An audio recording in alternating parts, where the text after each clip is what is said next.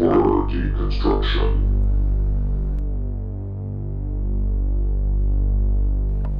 What's up, everybody? It's Hardy Construction. You can find us at hardyconstruction.tumblr.com, youtube.com/hardyconstruction, as well as facebook.com/the Hardy Construction videos comp, and brown rice flour, corn flour, cane sugar, pomegranate juice concentrate. And today's film is Cujo, 1983. Cujo, 1983. Cujo, a friendly Saint Bernard, contracts rabies and conducts a reign of terror on a small American town. Directed by Louis Teague, written by Stephen King partially, as well as Don Carlos Dunaway. Starring Dee Wallace, Daniel Hugh Kelly, and Danny Pintaro. I was laughing because I went onto the IMDb page, and it's a freeze frame of Cujo barking furiously, and he just looks comically stupid. But Cujo is a classic Stephen King film adaptation. Why did you pick this film for us today, Danny? Because my dog died 2 days ago. Oh, jeez. Yeah. So by the way, this is to honor her. I was goofing on Danny on the phone about, not taking care of his dog, but I didn't really mean it in a mean way. But I realized later on, she was 15. Yeah, I know. I feel bad. Okay, very good. So this is what an asshole. This is a Stephen. Yes, actually, the dog is nice. Danny's the piece of garbage. All right, so Cujo. A film written by, partially written. Actually, Stephen King actually went in. This is from what I was reading from the trivia, that he actually wrote the book so drunk that he forgot writing it, and also he partially Is that true? Yeah, he partially worked on the script for the film, and he didn't want to take any credit for it because he thought the film was actually, the way they were putting it together was pretty good. And he apparently, they asked him a long time ago. They said, "What is the one thing you would ever change from your books?" And he said, "I would let Tad live." Which is why you see the ending that you do in this film. So imagine he's like, the one thing I would do is have a ATM machine steal my money and curse at me. That's so funny because I was wondering why there was no Stephen King, why he wasn't in this film. Special making touch, a cameo. Right? Yeah, he was too drunk. He was hungover the day they were he filming. could have been a dog catcher, and then Cujo could have bit him on the ass, and he said, "This dog just bit me in the asshole." This machine just called me an asshole. Very good. So Cujo, what is your history with this film? Cujo. This is like one of these movies. This is one of those movies I've known my whole life. I don't even remember the first time I saw it. It was a long time ago. No, so there was alternate versions. So do you think if Cujo was to be a guy who, if he was a dog that knew how to, let's say it was like Beethoven and stuff, because this is the same kind of Saint Bernard. What if Cujo, they made sequels, and then Cujo worked at a homeless facility to make soup for them, so they'd call him Stew Joe. Or if one of the films Cujo got really sick, so they called him Flu Joe. Or if he decided to go to Israel and he converted, and they'd call him Jujo.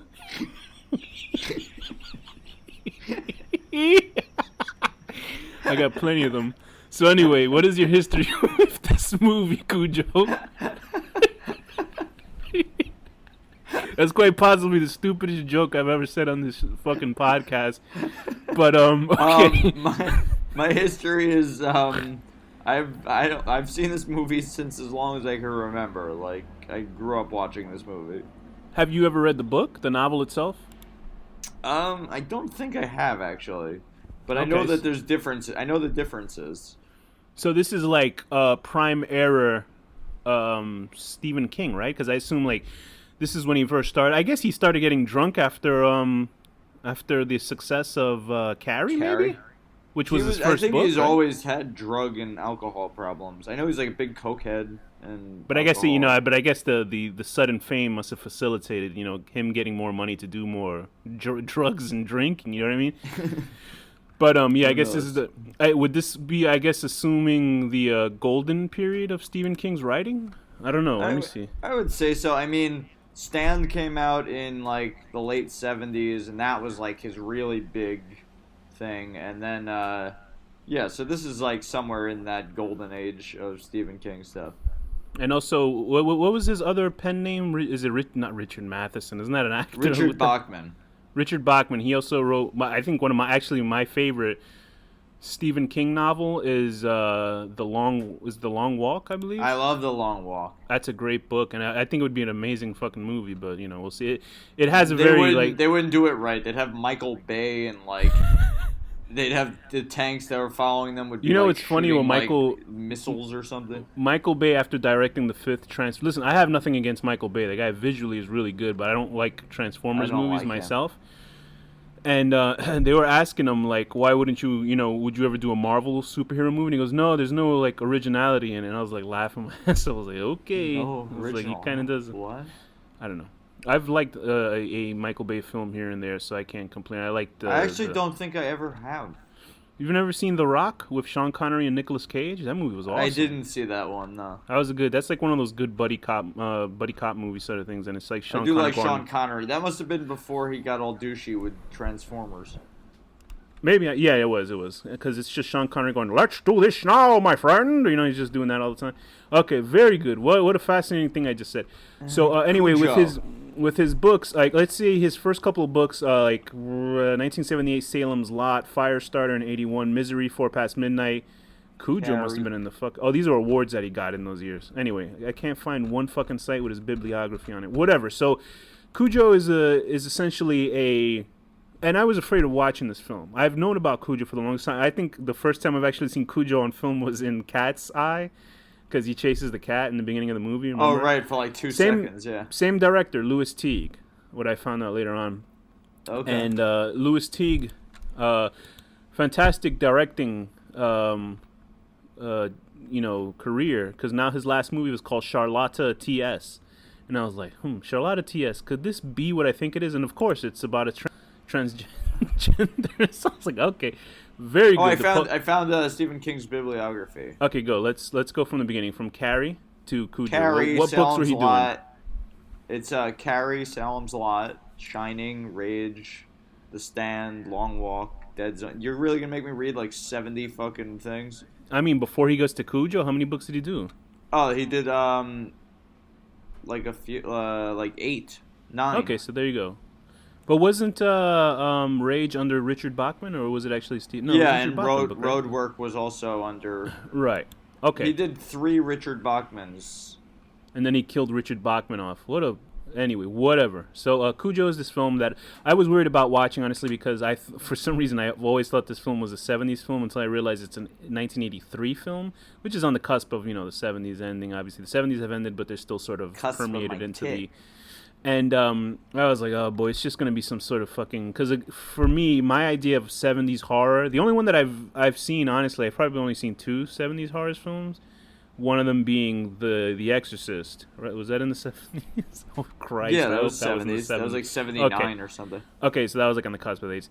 But I'm always afraid of 70s horror film where they're like just speaking for like 70% of the movie, and the horror is which is weird because I don't have a problem with. I don't have a problem with talking through horror films, but I think it's just the way that it's done and presented in 70s films. So I'm obviously an idiot because there's plenty of films in general Exorcist in the 70s. Is 73. My bad. Oh wait, no. No way. Yeah, no, 73. It is 73. I'm looking at Really? it. Yeah. Wow. Okay, I thought it would be later than that. But there's obviously a lot of people say that the golden age of cinema was in the 70s because there were a lot of films that... The way that I look at Korean films nowadays, or since 2000, is the way that apparently American cinema was in the 70s. That's what I was worried about with 70s films. And honestly, I think it actually works a lot for this film with making you, sort of get an idea of who these characters are. You might not necessarily care for them, but you get to know who these characters are. And funny enough, Danny Pintaro, who is Tad Trenton, the little boy in the film. And here's the thing, I guess, in all horror films, because you and I have been watching a couple of horror films like... The Babadook or Under the Shadow, where there's a child character, and I guess the kids can't help just sort of being annoying in film because we were like that at one age, but children are annoying. But in film they come off like super hyper realized annoying. And Danny Pintaro, I remember from Who's the Boss with Tony Danza. So I was like, I remember watching as a kid like Danny Pintaro on the show. He was the son. and he was very effeminate. Like, he was super feminine. I was like, what's up with this kid? Like, I was the same. I was probably like younger than he was on that I don't show. even remember that show. I don't remember the premise of the show. It was just like, you know, you know who Tony Danza is. Tony Anyway, Danza and that blonde woman that was like his boss or something. So Danny Pintaro like sort of vanished after that, and then he came out like later, like a year or so ago, and he came out and he was like, he came out of the closet and he said his mother is played by Dee Wallace, right? So I'm sure I have seen Dee Wallace in plenty of films. She's a very good actress in this film. Martin Scorsese, by the way, was the director I meant in the 70s making good films. So Dee Wallace is a well-known actress. She's still working to this day. She plays Donna Trent. She's playing a woman hoeing on her man. But of course, we're not supposed to, you know, slut shame anybody, Danny. You know that, right? Like, but she's cheating on her loving, supportive husband. No, that's what it is. It's his fault, Danny. He was he's working trying to get money for the. Okay, so apparently in the book, the book explains a lot more, and it's showing the two different family households. They totally jettisoned one of the family households in this. Well, actually, at least the background story. It's sort of ironic. Like, there's that one family with Ed Lauter. Ed Lauter is a character actor. He's playing Joe Camber of the Camber clan. Ed Lauter, you've seen him in everything. The father, the asshole fucking mechanic dad in the movie. Yeah. You've seen him in everything. He's in a lot of shit. Anyway, so he's playing the father, and ironically, his wife, right? I guess he treats his wife like shit and his kid like an asshole. He loves the dog. She doesn't cheat on him, but he does love the dog. So you know what? I forgive him. Dee Wallace has like a faithful husband and kid, and she's cheating on him. So it's sort of like it's like the father, I guess, of the one married to Dee Wallace should have treated her like shit, and she probably would have, you know, stayed. But also, we got to figure out that the wife of the asshole mechanic gave him $5,000 just to get the fuck out of the house and live with the sister. She was getting out of obviously brutal, an abusive relationship. And also, I guess what we learned from this film, the key thing to learn about is not just taken the money and just like left. Yeah, but I think the key thing that we learned about this film is that. And this is something we learn about because we do learn that Dee Wallace's husband, who is who's playing Vic Trenton, he's a guy that works at a ad agency, and they get into this whole thing about for that company, specific company, he works for them, and it blows up in his face. So they obviously they have two cars. He has a sweet like red car, and she has a piece of shit. What is that thing called? What kind of car is that? It's a weird name for a car. I forget what the hell it's called. It's as it should be. Whatever. So the two things I learned from this, because the cars are breaking down, and you know they happen to run into this mail carrier who tells them to go to a very good, very inexpensive car mechanic. So there's two notes about this: don't drive American cars, and don't trust mail carriers. Yeah, and the more abusive and horrible you are to your wife and kid, you get super special car mechanic powers, that you're a very good car mechanic. So, but all of your hatred gets channeled into your dog. Dee Wallace is having an affair with who? That guy. What's his name? Steve. He sort of looks like Kemp. He sort of looks like Michael McDonald. If anybody knows who that is, he's like a singer from the 70s. He's such a douche. I was expecting him to go like, you know, start singing. You really got to look up Michael McDonald. He's a fantastic singer from the 80s. It's got to be like... He's going to be like that. So anyway, so Donna Trenton is having an affair with Steve Kemp, a burly, I guess he's a handyman that's a slutty, he's a man whore. And he's very unkempt, that Steve Kemp. And he sleeps with apparently he sleeps with a lot of women in town, and he's been banging Donna Trenton because she feels some sort of emptiness, because I guess she's just a stay-at-home mom while the father is working and the kid is a little bit too needy. So I don't know if they tried to... They don't, like, there's not enough time in the film to explain it away. Like, she tries to end the affair. I'm sure that the book gets more into it. I think in the book, I had heard that she gets caught cheating. Yeah, so in the film he sort of catches her in a sense. You know, he He's that's got to be a tough situation to be like married with somebody, then you have to like work on it. Like my thing is, if somebody cheats on you, just get the fuck out of there and just leave it, because. Yeah. But then again, there's people that want to work on it, and life is complicated, and relationships. Imagine you are find out complicated. it's like behind the scenes, like extra scene that he actually is responsible for Cujo attacking them. Like that was his revenge. That's he trained the dog. He goes, "I want you to get her. She fucked another guy. Get her, Cujo. Yeah, Get her." there's- And then Like there's all these like 80s montage of him having the dog sick like dummies and shit, and like.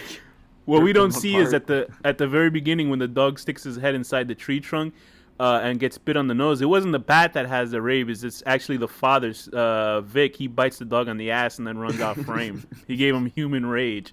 But speaking of that beginning, it starts out like very Disney-esque with a giant Saint Bernard chasing. Oh, I gotta say, I like the opening theme song. It's very much Jaws-esque, not Jaws, but it's a very 70s creepy synth music. So this dog is chasing this little rabbit around the woods, and he sticks his head inside of a tree trunk. And I could have swear to God, like the dog's a good actor. Like they used 5 dogs, and I think the main dog that they see the most in the film, he died of bloat. So I don't know what the fuck they did to that dog. Bloat? Unfortunately, yeah, I guess he bloated and just died. Can't they fart?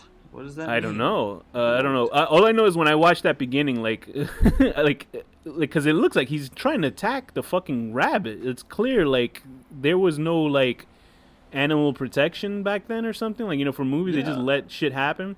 And I swear to God, I just picture like the director and a row of 5 or 6 like Vietnamese guys with money in one hand and cigarettes in the other, crouching, betting on like which betting. animal survived. Like it's some They sort have of weird. like they have a whole like basket of scared rabbits just like waiting. They're just going, yeah, that's it. And they're just trying to, throw money on the floor to see who And wins. that's what they eat for the lunch. Like all the PAs are eating the rabbit. So anyway, Cujo gets bitten on the nose by these bats. It's a pretty cool scene. Cujo obviously starts going nuts because the sound is what triggers him. He starts going berserk. And I thought Cujo was pretty, performed pretty well. Like there was a scene, I swear to you, that I was like, I forgot what happens in the sequence, but Cujo is like looking somewhere and he hears a sound and he slowly moves his head to look off frame like an actual actor would. And I was like, damn, that's a good damn dog actor. Like I was like, I haven't seen that good acting in a while. Now they'll CGI it, it'll look so horrible with like, whatever. But apparently it was like it was 5 dogs and a guy in a suit. I assume when the guy's getting bit on the Who's neck. the guy in the suit? I assume that's like when the dog's actually biting people on the neck and the leg. It's somebody, with a mask on. Because there are scenes that they couldn't control. Like, they had to tape down the dog playing Cujo. They had to tape the dogs playing Cujo. They had to tape their tails. Because when dogs wag their tails, it means they're happy. So the dogs thought they were just fucking playing around. But there's a scene, when he attacks that Joe Camber's neighbor, the fat guy. He was throwing trash out, which I thought was horribly disgusting. You just throw your trash out in front of your house like that. How disgusting and unkempt of a man he is. And He's the like dog's, Steve Unkempt. the dog's tail was wagging after he's chasing him. He's like, hey, you could just tell him going, yeah, I'm having fun. It's just a dog having fun. But I love that part because that big fat guy says like, I was surprised that there was going to be cursing in this. I keep forgetting people cursed the most in the 70s in their films. Well, now they do even worse. But I love how ballsy the bald guy was. He was like, I don't give a shit. He just He started hitting fucking dog. And then he took his time loading bullets into a gun instead of getting a fucking axe. You know what I mean? Because, listen, the moment I hear a dog tearing through my screen door, I'm heading for the hills. Like, I'm looking for something to stab the dog with. Yeah. Look what took out the dog, a piece of wood. You ain't going to worry about no fucking gun. You're going to use something to beat the dog over the head. It was a gun. Well, that's true. I But guess. in the book, apparently it's a baseball bat. Oh, when the guy with the neighbor or with the wife? Well, when she's beating the dog with the baseball bat and then stabs him with the broken bat, like apparently that's what kills him. I'm sorry. Yeah, it was. That's what happens in the film, right? So well, in the film, she ends up shooting him because he comes back. Oh, that's right. Oh, but that was like fun. I will say this has one of the best jump scares I've ever seen in a movie. Like, usually I'm like, jump scares are fucking stupid. I just can't stand it because it's so like an easy way to go. Even though it makes sense because you're not expecting something. But the way that movies usually are, that they set it up so fucking obviously that you can not get scared by jump scares. But in this one, there's a scene where she's obviously seen Cujo, and this is when that car pulls up to the Kemp's house, no, to the Camber house, and she like sees the dog, and it's like a POV. Actually, she hasn't seen the dog, and the POV is following her, so you're thinking it's Cujo slowly walking up to her because she's leaning into the car with the little boy, and then Cujo jumps from the other side in front of the window, and I thought that was one of the best fucking jump scares in cinema of all time. Like, it really is so well done. Because I was watching it in the gym, like I was running watching this film, and I was like, holy shit. Did you fall off the treadmill? Yeah, I did a backflip, and I still made it on time. It was pretty interesting. So, Wow. Anyway, what did you think about the family dynamics between Donna Trenton, Tad Trenton, and Vic Trenton? I really feel bad for Vic and Tad to have a. But Danny, cheating mother. he's a man. He's a pig. He should be cheated on because he obviously didn't show No, enough that's true. love. That's true. He didn't show enough Down- love to his wife. Down with the when patriarchy. when you have to pay all the bills, you should actually put that aside and show more love to your somebody who And loves suffer. you. Because yeah, and then even if they cheat on you, you should be like encouraging them to. You have should be more okay lovers. with it. You should smile. If If it'd be great. anything, you should help them cheat on you. You know what I'm thinking? If this was filmed in 2016, they should have put the real version of it where he gets mad. Vic Trenton would get mad at Donna, but it's not because it was it was with another white guy. He wanted to see her sleep with multiple ethnic men. That's what he's like, God damn it, Donna. But he's not allowed, cheat with a not whitey. allowed to express it, though, because if he does, he'll be called a racist. He goes, if I want to be cuckolded, I want to be cuckolded the right way. Ooh. And then he starts, crying because it was a white guy that slept with us, so it makes him feel ultra shitty. And then all these people come out and put him in a safe space until he could recover. Oh, God. And then Donna's racist, so that she doesn't sleep with people of color, so then that offends him. So then they all have to go to rehab. Because people on the internet will yell at them. They have to go to what's in South Park, the Cultural Acceptance Museum or something. Oh, the Museum of Tolerance. Oh, good lord! What a 2016 version. And then Cujo would be a fucking they would change it into a cyber dog or something. Anyway, whatever. They would have to CGI all his teeth to be miniature walkie-talkies. Oh, Jesus Christ! And then whenever the Cujo bites them, you hear a cop get killed off screen. Okay, very good. So we dealt with Camber. I felt bad for his son, Joe Camber's son, because I think it was Brett Camber. Played by Billy Jane, an actor I've seen before in 80s films. I remember him from a lot of 80s films. And he was Cujo's owner. And Cujo was nice enough. Cujo was going nuts, but he didn't bite his owner. It was like at the beginning of his... he was loyal. His rabies madness. He let him alone. He was like, okay. Oh, I remember where he was from. The kid who owns Cujo in the movie. He was in a movie called Just One of the Guys, which is like a... what do you call those? Cross-dressing comedy? Because it wasn't like somebody's lifestyle. It was just cross-dressing. It was a girl who, I guess, the plot of a movie was a girl who joins like a guy's football team, and she has to. Okay. She makes her hair short, and she acts like a guy. And she's obviously a fucking woman, but she's like, she's a cute woman, but she mails it up, I assume. And then at the very end, the big reveal. The guy doesn't believe her because she kisses the guy that she loves, but she looks like a guy to him, I guess. And he goes, "What are you doing?" And then she goes, "Look," and then she pulls her shirt open and her huge breasts flop out of it. I remember seeing that in the 80s, thinking, "Wow, this is a great movie." And then I remember at the very end, the kid, the kid from Cujo, he's playing like her little brother, and one of her friends is fucking him in their house in the room, and he's like, "I'm just exploring my sexual whatever," and she's like laughing it off, and I was like, wouldn't you feel disturbed that one of your friends is fucking your like obviously 14-year-old brother in their room, and she's kind of just laughing it off? I guess because she got some good dick too. I don't know. But I would think that's strange, but whatever. I certainly would be offended if somebody was fucking a relative of mine, but whatever. Very good. So I think This is a I great story you're telling right now. I know I'm just really filling this episode up with pointers. But I think the Camber stuff, I would have liked to see more Camber stuff because they really, I guess they went into it in the books, but Stephen King sort of just goes on and on about everything. Yeah, in he'll his go books. on like a 20-page tangent about like this mean guy that has nothing to do with anything. He So does that a lot. So Vic has to go on a 10-day trip because for some reason the company that they did the advertising agency for, they poisoning hired people. they hired a real fucking creep to be the spokesperson for it. I think the Chucky spokesperson was way better, but it's just some fucking Right. random old man who's like, nothing will hurt you, nothing bad here, and he's like that, and I'm like, well, who the fuck would buy cereal from that guy? Anyway, whatever. The cereal is like making people sick, and for some reason the ad agency is the one getting the shit on, which makes absolutely no sense to me because the ad agency is just selling you something. It's not like they're actually making. Well, it's the because fucking they cereal. had that guy saying nothing will hurt you here, which makes Yeah, it but a that joke. that has nothing to do with the ad agency. That's the fucking company that should get shit for it. Obviously, they would get blowback for it, but it just doesn't make any conceptual. Well, they always got to fucking- pass the buck. That's true.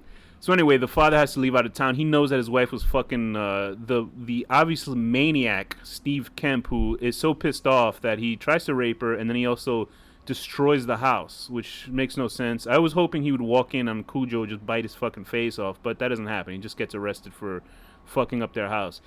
And Good for him. she drives with their shitty car into the Camber residence. The Cambers are Joe Camber's already dead. So like 2 people die in this film. I did like how they covered 3 up why people die. Oh wait, no, 2 people die. But you know what? She gets rabies in the book, so hopefully she'll die too. no. Oh, She gets, and also the son dies in the book. in the book, in the movie that doesn't happen. In the book she survives. What I read the Wikipedia, she survives the rabies, and then her marriage. How could survives they know it. that? How could they know It that? says it in the Wikipedia. I don't know. Somebody who read the fucking book. I didn't read Yeah, the book. that's just wishful thinking. They don't. No. know At that. the end, it says it at the end of the Wikipedia. Maybe King says that. I'm looking in at the the book. Wikipedia. It says her marriage survives with her husband, and the son dies of dehydration. And I think dehydration gives this kid fucking Oh, you're talking about seizures. in the book. Okay. Yeah, in the book, and he gets seizures in the film for some reason. Like I don't know. I guess I assume that's in the book too. What a wussy. He's been in the car for like 2 days. Anyway, so they end up in the front of this house, and they're terrorized Drink by your this. own piss. My God. Because like the end, yeah, I guess you could do that. Ugh. But I've tasted I guess you're mine. speaking from experience. Yeah, I figured. I have that. I was making that a tasted it. joke, Who then I cares? realized It's not a big deal. what a real freak. So they end up in front of this house. So it's like this movie's what, a good hour and 20 minutes or so, right? Yeah. And something like I would that. say the last half an hour is Cujo terrorizing the shit out of these people. And 91 minutes. you would figure, is that right? 369. I want to an eat hour that and- custard dripping out of that doggy's eyes. Good lord. They said that the dog, they would put this sort of egg custard around the dog's lip to make it look like it's foaming, and the dog would keep eating. So they should have made like behind the scenes like comedy with that. with the Yeah, dog that just could be eating. really funny, actually. And then they would just like dub the voice going, "Boy, this is some tasty stuff," and then you hear honk honk honk. Anyway, um, anyway, so what did you think about the whole terrorizing? What did you think of Cujo as a horror film? Like, how it kind of got to that? Cujo's a real determined asshole dog. Like, he's unrelenting. Like, the second you go to open the door, he's like right there waiting. He doesn't sleep. He's just like a total asshole. Yeah, and she was waiting for him to go to sleep, which he does, and he still bites her right on her ass and her leg. It's great. And then he I fakes them out at one point because the phone rings and the dog's going fucking crazy at the house. So then the phone rings again, and you could tell that she is like, okay, he's gonna go run for the house. I'm gonna try to make it. And instead, he goes fucking nuts and is like tap dancing on the window and all this shit. It's great. I mean, the sound design in this film is awesome. Like for the '70s, like the sound is just great because it, like a dog just standing on top of a windshield, it probably wouldn't sound like anything. But in the film, it sounds like he's fucking attacking with an axe or something. You wouldn't think a movie like this could be more than like 20 minutes long, because it really is like the stupidest premise. There's people in a car and there's a dog that wants to kill them, and that's it. But But I it think goes that's on and what on. I really think that's what works for it though. Is just that it's such a simple premise of a dog attacking people that it makes sense. Like if you've ever seen real, footage of dogs attacking people, it's really frightening. Like it's mostly pit bulls. Saint Bernards, I think, Yeah. like people, so they don't really bite people. But if you ever watch Most pit dogs bulls, like people, but if they train them to yeah, I mean, kill yeah, them, obviously it's bad owners that fuck up dogs, but then if you get like those little mini dogs, the like ratting dogs, oh, I don't like those things. they're cute little dogs, but they will fucking like out of instinct chase rats and kill them. It's very strange how evolution works. It really is. Oh, unless you're My my dog religious, is a Danny. my dog is a Shar Basset Hound mix, Okay. and this dog looks like just this like fat wrinkle thing. Like you would never think that she could hurt anybody. This is not the other dog that died. No, Actually. This obviously, is- yeah, but does she yeah. attack like rats if she sees one? And stuff She like she has. I've seen her with my own eyes capture 3 birds, like birds that Birds? can fly really fast. Like yeah, like It's corner weird how and it's trap hardwired, birds. right? It's like such a hardwired thing. Like evolution and It's like we teaching wouldn't be able to animals. catch a bird. This dog can move so fast. I've never Yeah, seen and it anything looks like it. it's like it looks like it's a lazy shit, but it like is Yeah. real quick, right? She is a It's- lazy shit. She lays around like this thing, like upside down, like this like wrinkle blob, and then all of a sudden she's like full speed killing a bird. It's crazy. Oh my god! Did you bury the bird with honors and you fight? One of them, mini rifle? one of them she didn't kill all the way, and I had to kill it with a rock, and I felt Holy so upset about it. God! Great job, Cause it was fucking dying. It was out Peter. of, If of you its want misery. to send complaints to Daniel, anyway, I think it works really well. I was very pleasantly surprised by the film. I guess obviously people have been saying it's a good film for a long time, and it lives up to the hype for me. Like I think it's incredible what they did for such a goofy premise of a dog attacking people. It's essentially Jaws, but as a dog. But it's like relentless. As Jaws, the fucking shark went away. You know what I mean? For like 5 minutes, and then it'll come back and it'll go away. But it's always. I mean, it's obviously he's in Jaws. You're fearing when he comes out, but Cujo is always like there. You know what I mean? He's not Well, like. you had a warning though. You had the music warning. Yeah, it's true. It's good music too, by the way. But I liked it. I liked it a lot. I thought it was pretty good. Do you have any other notes on it? No, I do not. I wonder if this dog got cured, after the scenes, healed the gun wound, got cured, and became the dog in the movie Beethoven. That's true. No, I think that was his. Yeah, yeah. And then he went and he like they tied his leash to the back of a chair, and David Duchovny and a woman fell over after he ran. Much And to what's that guy's name? That's in Charles Grodin. So yeah. Charles Grodin used to have this like very late night TV Yeah. show that nobody watched, and I watched it. It was the most relaxing thing ever. Really? He seems was like so he has boring. a velvety voice. He looks like an asshole, though, like a complete asshole. Well, it was just like this, like really super boring. I don't even remember what it was about. It was like him, like just talking with like really old people and like nothing happening. Like it wasn't funny or anything. It was awesome. And with that, what rating would you give Cujo, 1983? I'm gonna give Beethoven the story of a slobbering Saint Bernard who becomes the attention for a loving family, but must contend with a dog-napping veterinarian and his henchmen. I'm gonna give Cujo 9 out of 10, honoring my recently deceased dog by showing that dogs have the power to kill and terrify and cause children to get dehydrated and expose affairs in marriages. I'd give this movie an 8 out of 10, wanting to get back with a woman that you were having a sexual relationship with, and then just destroying her house. So with that, Danny, what's the final word? Charles Grodin.